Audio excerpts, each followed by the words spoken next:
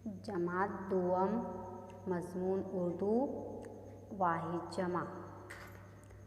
फ़र्द अफराद, शक्ल अशकाल, ज़ेवर ज़ेवरात, मुल्क ममालिक, रुपया रुपए, इमारत इमारात, जवाब जवाबात, एहसान एहसानात, जज्बा जज्बात, आयत आयात, पौधा पौधे, बाग बागात, सफ़हा सफ़हात, इबादत इबादात, लफ्ज़ अल्फाज।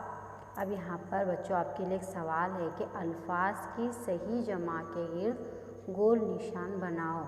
आपको यहाँ पर कुछ अल्फाज दिखाए जाएंगे, उसकी सही जमा के गिर्द आपको गोल निशान लगाना है। जैसे यहाँ पर पहला हरूफ दिया गया है किताब, तो किताब की सही जमा क्या है? किताबात, कुतुब या किताबत। तो यहाँ पर सही जमा क्या है? कुतुब। तो कुतुब के गिर्द गोल निशान बनाया गया। तो आपको भी इसी तरह सही जमा के गिर्द गोल निशान बनाकर मुझे व्हाट्सएप पर सेंड करना है।